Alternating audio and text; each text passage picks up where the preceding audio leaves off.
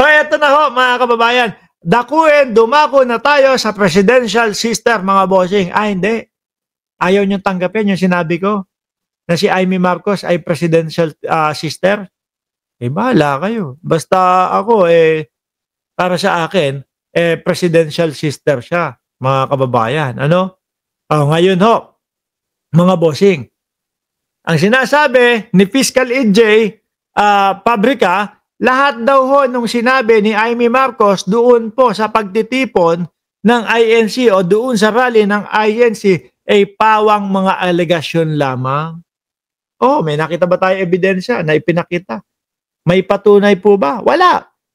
No? Pag pinagbintangan ko si Amy Marcos, like example, ganito, nagpapagamit yang si Amy Marcos eh. Ay, naku, nagpapabayad yang si Amy Marcos eh. Di ba? Ganito yung babae na yan, si Amy Marcos eh. Wala akong papakitang ebidensya sa inyo. Papayag kayo? Hindi. Hindi po ba? No. Yung mga pinagsasabi niya doon sa rally ng INC na tingin ko, kahit i-deny pa ng INC, imposible, no? Nakita ho natin kasi mga kababayan, yung video na kumakalat na pagbaba ni Amy Marcos sa entablado, pagpunta sa backstage, ay kumamay, umakap doon sa mga taga-INC. Di ho ba? So ngayon, kung sila, hindi talaga nila parte nung kanilang pagtatanghal o nung kanilang rally o nung mga magsasalita doon, yung mga sinabi ni Amy Marcos, di nagalit ho sana sila dyan. Naku, sasabihin niya mga sinira mo. Ang aming sinira mo ang aming rally, kapayapaan rally to, tapos bumanat ka ng bumanat na may adik tayong presidente. Di ba? Hindi nakakamay yan. Magagalit pa sa kanila yan. Baka kasuhan pa nga si Amy Marcos. Pero yung nakita natin na video, pagbaba, akap, kamay, mga nakangiti. Ayon kay Fiscal EJ Pabrika, ang paratang ni Senator Amy Marcos kay PBBM ay alegasyon lamang, hindi direktang ebidensya, walang nilabas ang senadora ng lab result, saksi o dokumento. Ni kahit nga yung magsasaksi lang. Ito po, magpapatunay si Neneng USB, no? Amoy kipay yung USB. Sasabihin niya sa inyo na nagdodroga at sa ganito, ganyan, may papakitang ebidensya siya. Wala.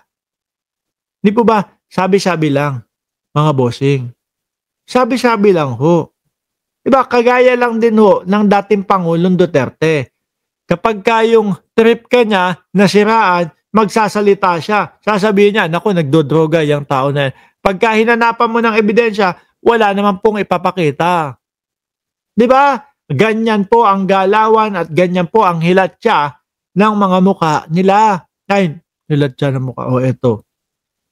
Hindi kaya dahil dito kaya nagagalit si Amy Marcos kay Pangulong Bongbong Marcos? Kasi kumakalat mga bossing. Ang sinasabi, si Amy Marcos, Pogo Queen daw ho.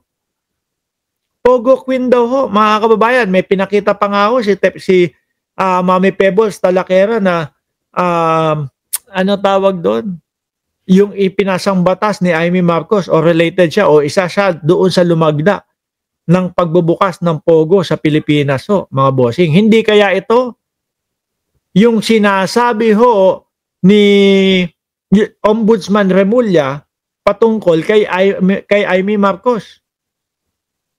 No? Na ang sinasabi, baka isa siya doon sa mga makukulong pagdating ng bago magpasko. Dahil baka doon sa mga Pogo na sinasabi. Meron pang isang issue, si Amy Marcos na sinasabi. Kasi daw magsasalita na yung bagman ni Amy Marcos.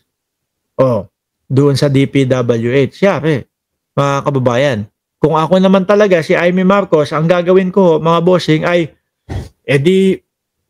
sige, no, total naman, gusto mo ko ipakulong. Yung mga Pogo, pinagpapaalis mo. Di ba? Tapos tuloy ka pa din ng investigasyon diyan sa mga flood control. Sige, maglaban na tayo, ading. No? Para masira ang Pangulo, nagdodroga. Mga boss, yung droga-droga ni Amy Marcos, ano na lang ho yun? Recycle na lang ho yun, mga kababayan. Dati pa, alam na natin yan. Di ba? Sabi nung iba, hindi, iba kasi ngayon. Kasi ngayon, si Amy Marcos na ang nagsasalita. Ano kinaibahan yan? O dati si dating Pangulong Duterte at si Baste Duterte ang nagsasalita sa harap nila. Pero nandun pa di si Amy. Ibig sabihin, okay lang kay Amy. May bas-bas kay Amy. Kaya nga doon tayo ho, mga kababayan, lahat nagulat di ba? Nabwisit Nako, napasok na talaga tayo ng China, sabi ni Helen Tesorero. Paano mo naman nasabi na napasok tayo ng China? Tingin mo, hindi, meron tayong topic dyan. Hintay lang. Hintay lang. Susunod natin dito. Si Super Ate, kung makita nyo ho, yung sinabi ni Ombudsman Remulla na baka kasama siya doon sa magpapasko sa kulungan. Kaya po nanggagalaite. Tama na, ading, para magmukhang para sa kapatid. Yung sinasabi, dagdagan ko, uwi na tayo, ading, pagod na, ading. Diba? Pero ang totoo pala, nagagalit kasi nga, naiimbestigahan, di umano, yung Pogo. Dahil Pogo Queen daw ho, mga bossing. Sabi ng mga nagkakalat ng balita. Si Amy Marcos. Sabi, si Mami Pebbles Talakera, isa siya, di ba? Sabi, sige nga, kayong mga DDS, kung talagang kilala ninyo, si Amy Marcos, ilan ang kanyang Pogo? Di ba, simple talkies, ang aga mo din, ha? Kakasundo mo lang siguro sa anak mo.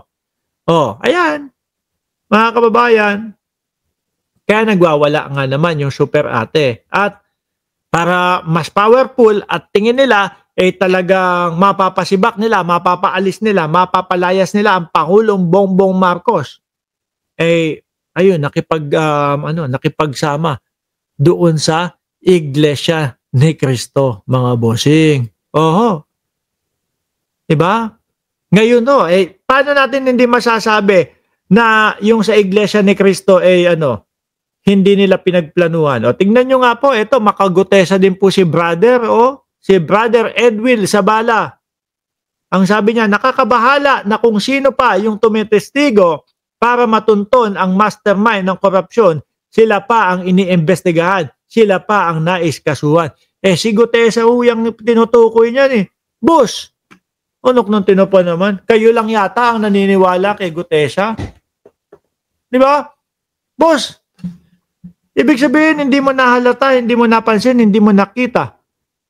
Yung mga isinalaysay, hindi mo narinig. Yung mga isinasalaysay at sinasabi ni Gutesa, hindi mo nalaman o hindi mo nabasa yung mga body language ni Gutesa, Brad.